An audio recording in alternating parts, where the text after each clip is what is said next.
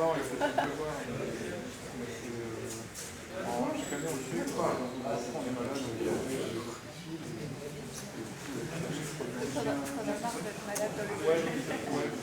Dans le domaine de la parole. Alors, avant de lui céder la parole, justement, je vais vous présenter le jury. Il est composé du professeur Chrétien de l'Université libre de Bruxelles, le docteur Fabien Magister, professeur Gosselin, Thierry Dubois, professeur Thierry Dubois qui est promoteur, et il y avait le professeur Stylianou de l'Université de Crète, mais qui n'a pas pu nous rejoindre aujourd'hui, non, il est là. Alors, Thomas, voilà, tu vas 40 minutes nous présenter l'essentiel de ta vie. Merci Monsieur le Président. Bonjour à tous. Merci d'être venus si nombreux à la défense de ma thèse, qui s'intitule Glottal Source Estimation and Automatic Detection of Dysphonic Speakers, ce qui peut être traduit par estimation de la source glottique et détection automatique de locuteurs dysphoniques. Laissez-moi tout d'abord dresser le cadre de la thèse.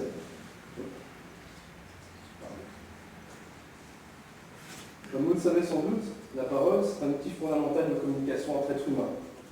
Elle implique la coordination de beaucoup de muscles dans le système phonatoire humain. Et plus important encore, elle transporte de l'information. Les chercheurs de Une question qui pour moi est liée à la première. Ça concerne toujours la matrice de corrélation. Donc si je me rappelle bien, tu utilises la corrélation tout à fait conventionnelle qui finalement suppose qu'ici les indices en question sont liés à une transformation linéaire près. Alors, sachant qu'on a étudié ici une grande variété d'indices différents, cette exigence de la transformation, de l'existence de la transformation linéaire est assez forte. Donc, il y a d'autres indices de corrélation qui sont moins contraignants, qui sont basés sur les rangs par exemple, et qui exigent monotonie. Alors, suppose que tu remplaces un type de corrélation, donc la plus contraignante que tu utilises, par un deuxième type moins contraignant. Qu'est-ce qui va arriver? D'abord, qu'est-ce qui va arriver sur les sons soutenus? Et qu'est-ce qui va peut-être être résolu en ce qui concerne les problèmes soulevés concernant la parole connectée? C'est pas évident de répondre à une question parce que je ne peux pas prédire ce qui va arriver si je remplace une forme de corrélation, mais ce qui pourrait peut-être arriver, c'est que des couples de caractéristiques qui ne sont pas concernées ici, du point de vue de la discrimination que voit dans la pathologie, apparaissent dans ce cas-là comme étant discriminants. C'est-à-dire, si on change la corrélation, il serait très bien que les conclusions du travail soient complètement modifiées. Si on prend par exemple une corrélation qui ne prend en compte que la monotonie, ça, je ne peux pas le garantir, il faudrait faire l'étude approfondie. Enfin, l'étude approfondie, il faudrait faire toute l'étude en fait, pour voir si c'est effectivement le cas. C'est clair qu'en relâchant des contraintes, eh bien, effectivement, le problème est moins complexe, mais en même temps, est-ce que l'on sera aussi capable d'interpréter la corrélation de la même manière que je l'ai faite ici? Il faudra voir. Je n'ai pas de réponse précise par rapport à ça. Et pour la parole connectée, j'imagine aussi que, vu qu'on relâche les contraintes, peut-être qu'on aura aussi des résultats intéressants sur la parole connectée. Mais ça requérait une étude, ça requérait de refaire toute l'étude ici. Une dernière petite question directement liée. Les corrélations que tu observes pour l'instant sont en majorité large ou en majorité petite? Je peux reprendre la figure.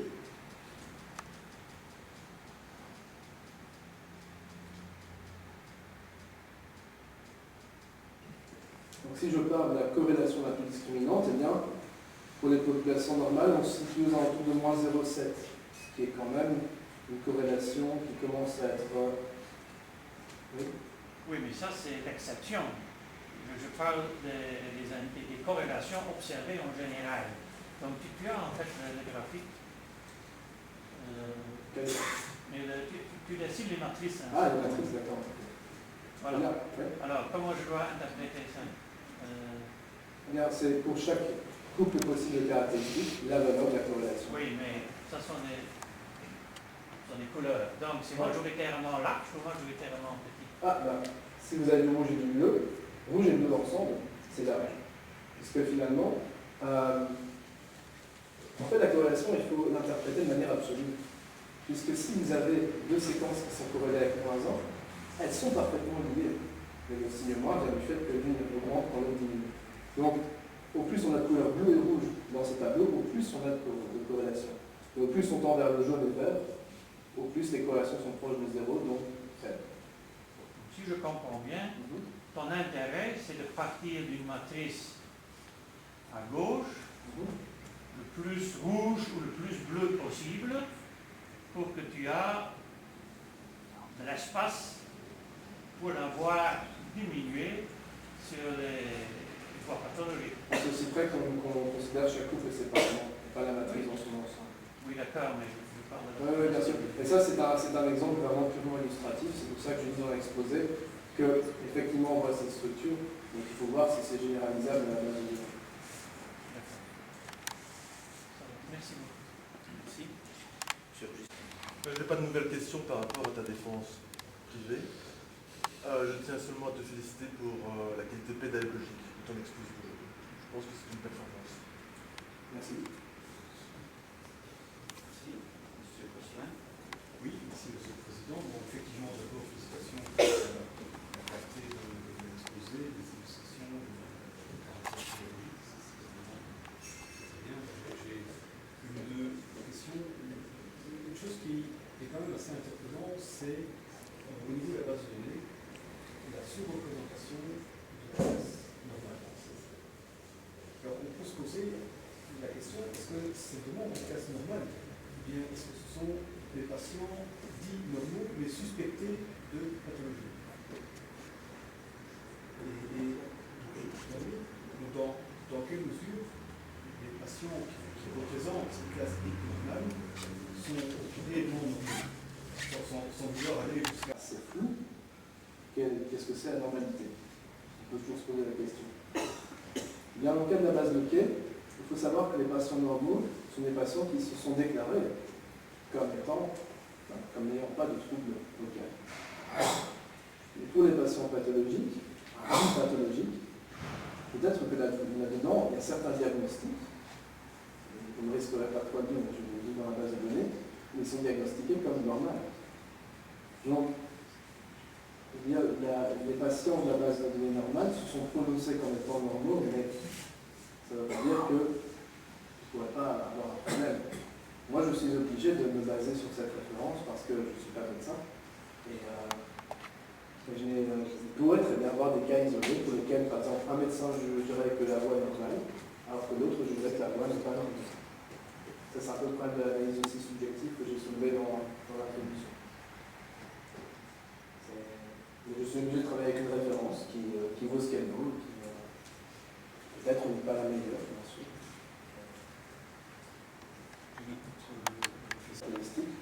Et les combiner pour en faire un classificateur ensemble plus complexe qui tirerait parti des décisions fournies par chaque classificateur. Ça aurait pu être fait, ça n'a pas été fait dans cette thèse, mais ça pourrait être fait. C'est tout un domaine de la reconnaissance automatique de forme qui sera envisageable, mais encore une fois, il faut voir si en combinant ces différentes décisions, est-ce que ça nous donne quand même encore une information sur ce qui est vraiment pertinent dans la détection de pathologie. Le problème avec les systèmes complexes, c'est que si vous prenez 15 caractéristiques, un système complexe ne va pas pouvoir dire voilà, celle-là est vraiment parlant par rapport aux autres. On pouvait choisir un système de vote. Oui, c'est ça, mais il existe différentes stratégies de combinaison de classificateurs. La majorité est un exemple parmi d'autres, mais on pourrait très bien se situer au niveau des probabilités fournies par les classificateurs, on va faire la moyenne, la somme, le maximum, le minimum. Tout ça sont des possibilités.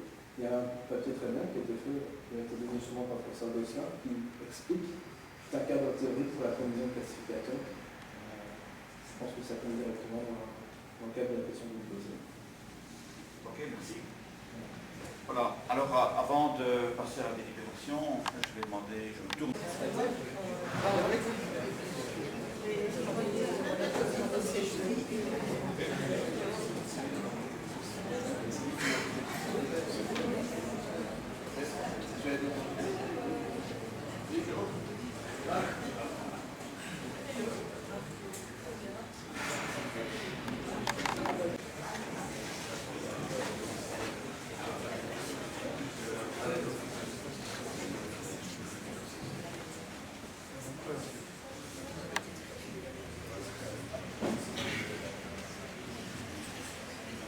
Voilà.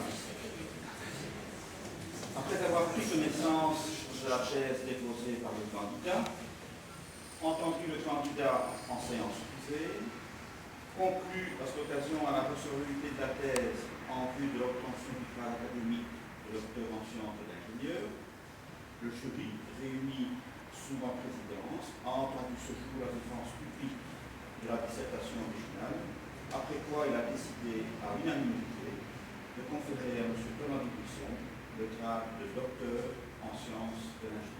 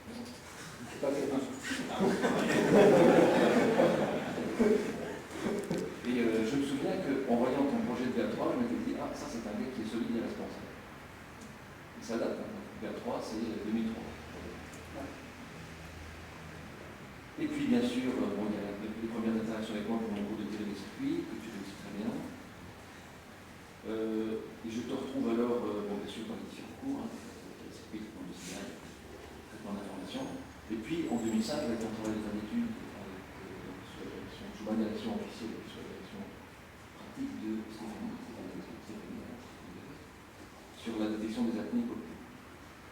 Et je me souviens très bien, c'est un fameux canet à ce qui vient aujourd'hui, je me souviens très bien que quand j'ai vu la défense de ton travail dans l'étude, je me suis dit, tiens, Thomas Dubuisson, il a inventé la tournante. Je ne sais pas si tu te souviens de ça, mais il avait inventé ce mot étonnant pour la cross-validation, qui est un mot un peu compliqué, probablement, et que tu ne connaissais pas bien, et donc tu avais inventé la tournante. Ça m'a fait et puis on retrouve aujourd'hui la tournante, mais sous son vrai nom, la cross-validation.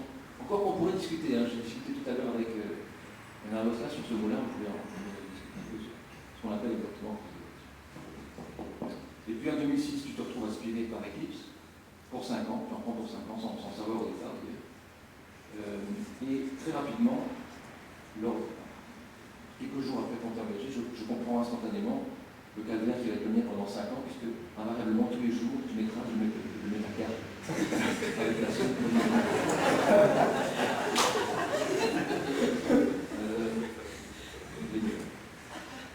voilà, je parviens assez habilement à te cacher au départ l'étendue des responsabilités de travail métier, mais tu les découvres tout de suite finalement, et tu les prends bien à deux. Puisque tu vas devenir le gestionnaire principal du projet pendant 5 ans, ce qui implique la gestion des rapports. Je peux vous parler longtemps sur les rapports et tout ça, c'est fameux boulot. Et puis l'organisation des réunions, depuis juin de même. J'ai pratiquement été participant à ces réunions. Les réunions officielles du service, tu les as vraiment très bien coordonnées, très structurées. Et donc là, ce centre des responsabilités que j'avais détecté finalement en 2003, il ne s'est jamais démenti. Jusqu'à aujourd'hui, tu fais ce que tu fais sérieusement, et quand on te délègue une tâche en sécurité professionnelle. Je terminerai simplement en disant que tu as aussi été de toutes les aventures du labo, puisque tu as participé à une interface en 2007, en 2008, non, si aussi. Donc Istanbul et Paris. Et puis à Numédia, alors au début du projet Numédia, bon, bien sûr, après ça s'est un petit peu interrompu puisque tu travaillais sur ton domaine particulier, mais j'espère bien, je l'ai déjà dit, quand même, tu pourras revenir sur Numédia aussi. Parce que je pense que c'est quand même une belle opportunité pour quelqu'un qui a un doctorat de partager son expérience et de faire travailler les plus jeunes sur des projets qui maîtrisent. Voilà, je voudrais évidemment te féliciter et te remercier pour ton travail. Je te souhaite une bonne continuation, j'espère en partie chez vous.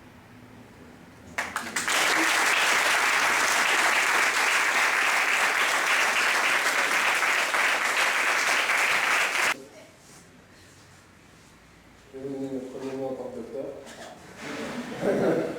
Merci Thierry pour ce discours. C'est toi que je voudrais remercier pour cette thèse, puisque c'est en premier que tu m'as permis dans la recherche, mettre le pied à l'étrier. Tu m'as proposé un projet intéressant, très intéressant, même Eclipse, qui me passionne toujours autant. Tu m'as permis de rencontrer des gens vraiment très intéressants et avec des rencontres très fructueuses. Professeur Schengen, Ingrid Lodek, Francis Brunet, Ali Alphonse, qui est passé, et aussi chez nous, bien sûr. Donc pour moi, c'était vraiment ça n'a pas toujours été facile de faire la thèse, mais Thierry a toujours été là pour m'écouter, pour m'épauler quand ça allait moins bien, parce qu'il faut savoir que la thèse, c'est pas donc la phase tranquille, c'est souvent des choses qui est assez dures. Mais voilà, donc il était là, et puis je remercie énormément pour ça. Et je remercie aussi pour la confiance qu'il m'a accordée, j'espère m'accorder toujours, depuis ces nombreuses années. Et je pense qu'effectivement, à l'avenir, nous continuerons à collaborer.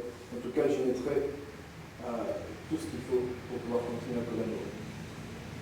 Maintenant, beaucoup de gens ont été impliqués dans cette thèse, qu'ils l'ont voulu ou pas, qu'ils en ont été conscients ou pas. Alors, le professeur Gosselin m'a aidé beaucoup aussi. Je me rappelle de nombreuses fois que j'ai débarqué dans son bureau le matin pour discuter. Toujours été disponible et il a appris beaucoup, donc merci aussi pour ça. Merci au professeur Joël Lang d'avoir accueilli dans le service de traitement de signal, télécircuit traitement de signal. Merci surtout pour la qualité de l'environnement de travail qu'il nous donne chaque jour, parce qu'il faut savoir que nous sommes chanceux. Il suffit d'aller voir dans d'autres laboratoires pour voir que nous sommes particulièrement bien lotis. Donc merci monsieur Lang pour tout ça. Merci à mes chers collègues, par exemple aussi, du groupe Speech et des autres groupes, de m'avoir supporté, vraiment aussi dans tous les sens du terme, parce que je ne suis pas quelqu'un de facile de temps en temps. C'est vrai. Voilà. Alors merci à lui qui vient de lever la voix. C'est Thomas Drugman qui défend sa thèse demain.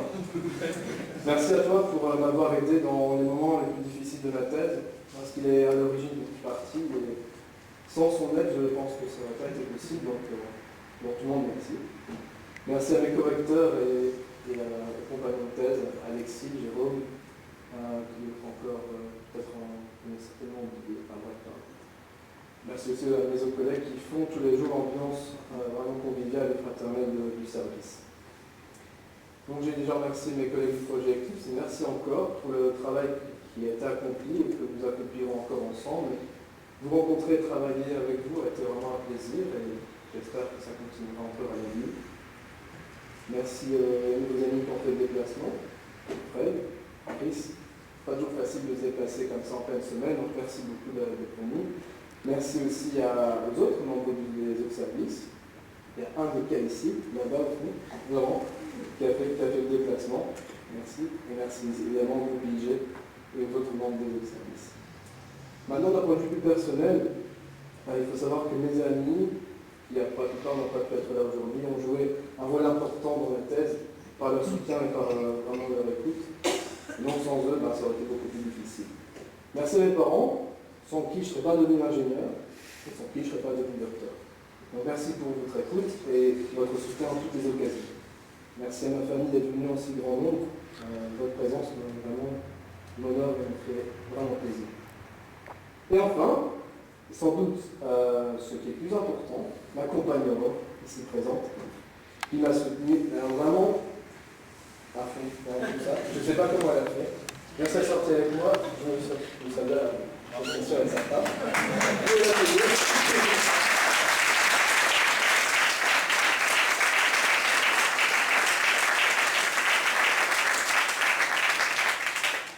Elle a supporté mes sautes d'humeur, parce que je suis quelqu'un d'assez nerveux et chiant souvent aussi. Donc elle supportait mes sautes d'humeur et elle m'a prouvé finalement qu'elle tenait à moi puisqu'elle ne m'a pas laissé tomber pendant ma thèse. Merci aussi à elle car pendant ma thèse, finalement, la vie a continué. Ma thèse a aussi été l'occasion d'avoir mon premier enfant, notre fille Alice, qui est vraiment ce qui est le plus important à mes yeux, qui malheureusement n'est pas là aujourd'hui, mais vous comprendrez aisément pourquoi. Elle a moins de 2 ans, donc ça va être un peu compliqué. Et sans elle au pluriel, eh bien simplement, la vie ne serait pas la même. Voilà. Ah oui, on a acheté une maison aussi pendant la thèse, c'est important.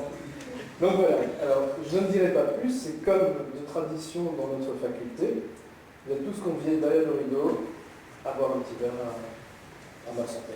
Voilà, merci.